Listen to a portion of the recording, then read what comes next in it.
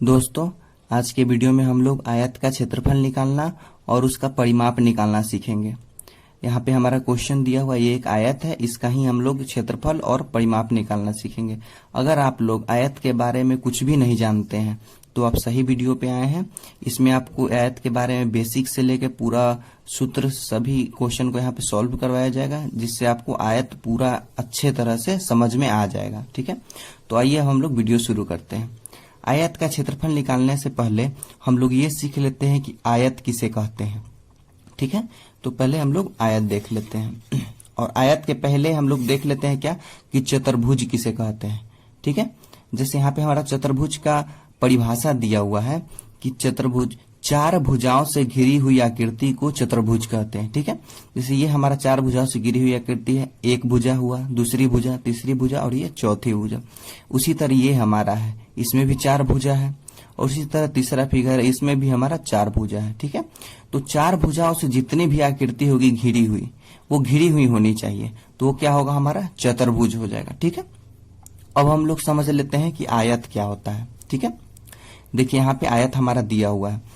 आयत का क्या परिभाषा दिया हुआ है, ऐसा चतुर्भुज जिसके आमने सामने की भुजाएं बराबर हो तथा चारों कोण 90 अंश के हो, आयत कहलाता है। ठीक है, यहाँ पे एक बार फिर से सुन लीजिए, ऐसा चतुर्भुज जिसके आमने सामने की भुजाएं बराबर हो तथा चारों कोण 90 अंश के हो, आयत कहलाता है।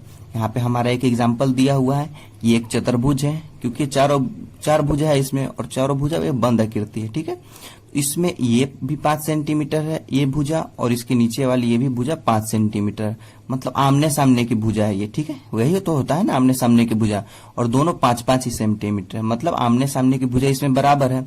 उसी तरह यहाँ पे 3 सेंटीमीटर है और यहाँ भी 3 सेंटीमीटर, ये भी दोनों आमने सामने की भुजा बराबर है और 90 अंश का कोण भी है। ठीक है, 90 अंश के कोण को हम लोग ऐसे दर्शाते हैं। ठीक है, ये साइन होता है 90 अंश के कोण का। ठीक है, तो ये हमारा क्या हो गया, ये हमारा आयत हो गया। उसी तरह ये भी है, इसमें भी 8 सेंटीमीटर यहाँ आमने सामने की भुजा बराबर है और इधर 5 है तो इधर भी 5 और चारों में 90 अंश का कोण है, तो ये भी क्या हुआ, हमारा आयत हो गया। ठीक है, अब हम लोग देख लेते हैं कि बड़ी भुजा को लंबाई कहते हैं। ठीक है, जैसे ये आयत हमारा दिया हुआ है तो इसमें बड़ी भुजा कौन है, हमारा ये, क्योंकि ये 8 सेंटीमीटर है तो ये क्या हो जाएगा, हमारा लंबाई, और छोटी भुजा को चौड़ाई। छोटी भुजा हमारा कौन सा है यहाँ पे, 5 सेंटीमीटर, तो ये क्या हुआ, हमारा ये चौड़ाई हो गया। 8 सेंटीमीटर लंबाई और 5 सेंटीमीटर चौड़ाई। ठीक है, तो यही क्या हो गया, हमारा लंबाई और चौड़ाई हो गया। ठीक है, यहाँ पे हमारा प्रश्न है, ये एक प्रश्न है, इसमें बोल रहा है कि आयत का क्षेत्रफल और परिमाप निकालना है। तो सबसे पहले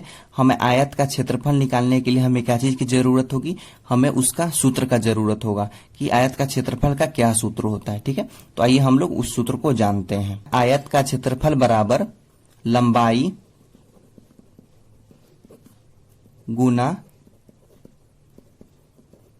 चौड़ाई। ठीक है, ये क्या होता है, आयत का क्षेत्रफल का सूत्र होता है लंबाई गुना चौड़ाई। तो इसमें लंबाई कितना है, हमारा 6 सेंटीमीटर है, तो सिर्फ 6 लिखेंगे, सेंटीमीटर नहीं लिखेंगे अभी। ठीक है, और गुना चौड़ाई कितना है, यहाँ पे 2 सेंटीमीटर है तो 2, ये कितना होगा, 6 दूना 12। ठीक है, और आपको पता है कि पिछले वीडियो में मैंने बताया था वर्ग वाले में कि क्षेत्रफल जब भी होता है वो स्क्वायर, मतलब जो भी हमारा मात्रक दिया हो क्वेश्चन में उसका क्या होता है, वर्ग 2 होता है। ठीक है, उसका घात 2 होता है। तो यहाँ पे हमारा क्वेश्चन में सेंटीमीटर दिया हुआ है तो सेंटीमीटर लिख के उसका घात 2 लगा देंगे, मतलब आयत का क्षेत्रफल इसका कितना आ गया, हमारा 12 सेंटीमीटर स्क्वायर। अगर यही क्वेश्चन में 2 यहाँ पे 2 मीटर रहता तो हमारा क्या लिखते हैं हम लोग, आंसर में मीटर लिखते और उसका स्क्वायर करते। ठीक है, लेकिन यहाँ पे सेंटीमीटर है तो इसलिए सेंटीमीटर स्क्वायर। उसी तरह अब हम लोग देख लेते हैं कि आयत का परिमाप क्या होता है। ठीक है, सबसे पहले ये समझ लीजिए कि परिमाप का मतलब क्या होता है। ये 2 शब्दों से मिलकर बना है, परि और माप। परि मतलब होता है चारों ओर और माप मतलब दूरी, मतलब चारों ओर की दूरी को हम लोग क्या कहते हैं, परिमाप। ठीक है, यहाँ पे हम लोग अपने कॉन्फिडेंस से बोल सकते हैं, अपने बता सकते हैं कि यहाँ पे कितना होगा इसका परिमाप, 6 2 8 6 14 और 2 16। ठीक है, ये हम लोग बता सकते हैं ऐसे देख के जोड़ के कि कितना होगा, कि यह हमारा 16 सेंटीमीटर होगा। लेकिन ऐसे नहीं, एग्जाम में ऐसे नहीं बनता, एग्जाम में हमें सूत्र की जरूरत होती है। ठीक है, तो आइए हम लोग सूत्र से इसको बताते हैं कि क्या होता है आयत का परिमाप। हमारा आयत का परिमाप इसका क्या होता है, 2 और अंदर ब्रैकेट में लंबाई प्लस चौड़ाई। ठीक है, ये शॉर्ट फॉर्म में लंबाई और चौड़ाई। ठीक है, तो क्या होता है आयत का परिमाप का सूत्र कि 2 इंटू में यहाँ ब्रैकेट में लंबाई प्लस चौड़ाई, तो 2 यहाँ पे हो जाएगा और लंबाई हमारा कितना है 6 और चौड़ाई कितना है 2। ठीक है, तो यहाँ पे 2 हो जाएगा और यहाँ पे 8 हो जाएगा, मतलब 2 गुना 8 तो कितना हो जाएगा हमारा 16। और यहाँ पे मात्रक हमारा कौन सा है सेंटीमीटर, तो इसलिए हमारा आंसर में क्या हो जाएगा सिर्फ सेंटीमीटर। क्यों? क्योंकि यहाँ पे परिमाप पूछ रहा है, क्षेत्रफल पूछता तो उसका घात 2 हो जाता, लेकिन यहाँ पे क्षेत्रफल हमारा नहीं पूछ रहा है। ठीक है, तो ये कितना हो जाएगा 16 सेंटीमीटर। ठीक है, तो आज का वीडियो यहीं समाप्त करते हैं। उम्मीद है आपको वीडियो पसंद आया होगा। पसंद आया होगा तो लाइक शेयर सब्सक्राइब जरूर करें और अपने दोस्तों के साथ जरूर शेयर करें।